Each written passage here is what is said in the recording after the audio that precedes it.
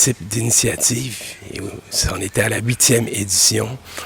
J'ai pu constater le rodage exceptionnel de ce camp, d'un point de vue à la fois logistique, mais également du point de vue du contenu, qui allie théorie et pratique de terrain, où les apprenants, les évaluateurs émergents ont la possibilité de toucher à tous les aspects d'une évaluation d'impact, de la formulation du problème en passant par le développement du protocole, la collecte de données sur le terrain, auprès des villages, auprès d'une gare routière sur des thématiques diverses.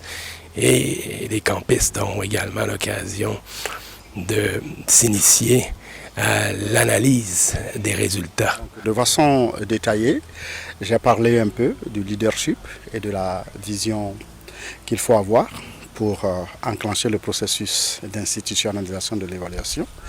J'ai parlé également de l'environnement, qu'il faut un bon environnement dont il faut disposer pour promouvoir l'évaluation dans une organisation, dans une entité, qu'il s'agisse de l'État, qu'il s'agisse d'une organisation internationale ou locale, ou tout simplement d'une entreprise. Il faut une bonne infrastructure en évaluation.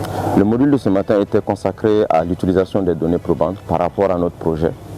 Ce que j'ai appris, c'est d'abord la hiérarchisation des données, de la source des données.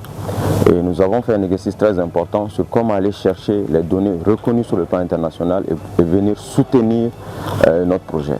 Donc en gros, l'exercice nous a permis de savoir où trouver les bonnes données et aussi les utiliser pour soutenir la revue de la littérature de notre exercice. Le professeur Ouimet de l'Université de Laval ce matin nous a transmis quelques références et des sources bibliographiques qui sont très importantes dans la synthèse de la connaissance pour nous aider de bien concevoir le protocole d'évaluation et aussi pour la bonne interprétation des résultats dans son contexte.